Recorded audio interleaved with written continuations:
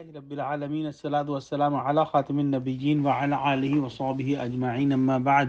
فاعوذ باللہ من الشیطان الرجیم بسم اللہ الرحمن الرحیم قال اللہ تعالی فی سورۃ البقرہ وَلَنَبْلُوَنَّكُمْ بِشَيْءٍ مِّنَ الْخَوْفِ وَالْجُوعِ وَنَقْصٍ مِّنَ الْأَمْوَالِ وَالْأَنفُسِ وَالثَّمَرَاتِ وَبَشِّرِ الصَّابِرِينَ۔ ترجمہ: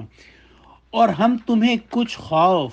اور بھوک اور مالوں اور جانوں اور پھلوں کے نقصان سے ضرور آزمائیں گے، اور صبر کرنے والوں کو خوشخبری دے دو۔ یہ دنیا امتحان کی جگہ ہے، اور اللہ سبحانہ و تعالی نے جو ہے وہ سورہ ملک میں فرمایا کہ الذی خلق الموت والحیات لیبلوکم ایکم احسن عملا،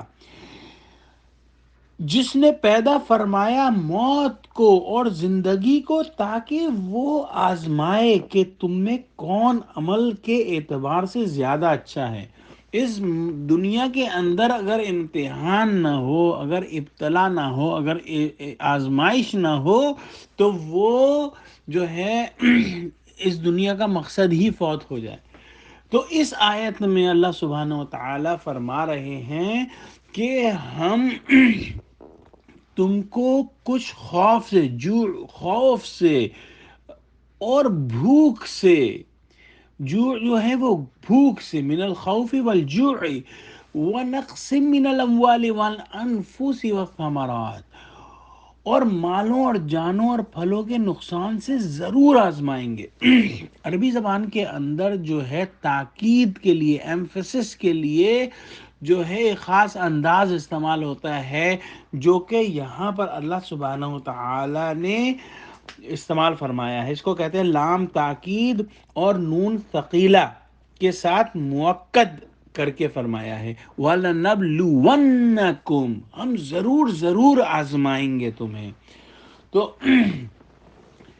پچھلی آیت کے اندر ہم نے دیکھا تھا کہ اللہ سبحانہ و تعالی نے صبر کے سب سے بڑے امتحان کا ذکر فرمایا تھا، یعنی جہاد فی سبیل اللہ۔ اب اس آیت کے اندر صبر کے کم درجے کا امتحان ذکر فرما رہے ہیں۔ گویا یہ چھوٹے چھوٹے امتحان جو ہیں وہ ہر انسان کی زندگی کے اندر جو ہے وہ کچھ نہ کچھ آئیں گے، اور اس کے بعد دیکھا جائے گا کہ کون صبر کرتا ہے۔ اور صبر کی تعریف جو ہے ہم پہلے پڑھ چکے ہیں، اس کو دہرا لیں کہ گناہوں کو اپنے نفس کو گناہوں سے بچانے کے لیے جو جدوجہد کوشش ہے وہ صبر ہے۔ اس کے علاوہ اللہ کی عبادت اور اطاعت کے اندر جو اپنے نفس کے خلاف کام کرنا پڑے وہ صبر ہے۔ اور تیسرا اور عام فہم معنی یہ ہے کہ اگر کوئی مشکل پڑ جائے تو اس کو اللہ کی رضا سمجھ کے اس کی رضا میں راضی رہنا، اور جو ہے اس کے ساتھ جو ہے وہ کسی قسم کا زبان پہ شکوہ نہ لانا جو ہے وہ صبر ہے۔ تو آخر میں اس آیت کے اللہ سبحانہ و تعالیٰ فرماتے ہیں کہ وَبَشِّرِ الصَّابِرِينَ، کہ صبر کرنے والوں کو خوشخبری جو ہے وہ سنا دو۔ یعنی کہ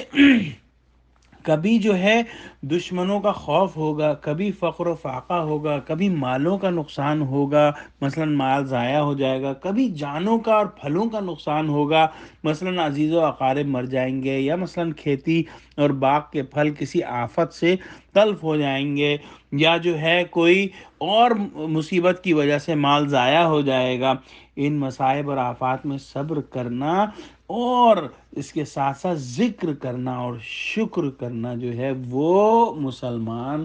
کا جو ہے وہ اس کی پہچان ہے، اور اس کو وہ کیا کہتے ہیں، اس کا بہت بڑا اجر اللہ سبحانہ و تعالی نے جو دیا ہے۔ ایک بات اور سمجھنے کی ہے کہ جو کچھ ہمارے پاس ہے، ہماری جان ہے، ہمارا مال ہے، سب اللہ ہی نے دیا ہے۔ تو اللہ جو چاہے اس میں سے ہم سے لے سکتا ہے، اور ہم کو جو ہے اس کے اوپر کسی قسم کا شکوہ یا بری بات اپنی زبان پر نہیں لانی چاہیے۔ اللہ تعالیٰ سے دعا کرتے ہیں کہ اللہ تعالیٰ ہم پر کوئی ایسی مصیبت نہ ڈال جس کو ہم برداشت نہ کر سکیں، اور جو بھی تو ہم پر امتحان ڈال اللہ، اس میں ہم کو کامیاب فرما اور ہم کو صبر کرنے والا بنا۔ وآخر دعوانا الحمد للہ رب العالمین، السلام علیکم و رحمۃ اللہ وبرکاتہ۔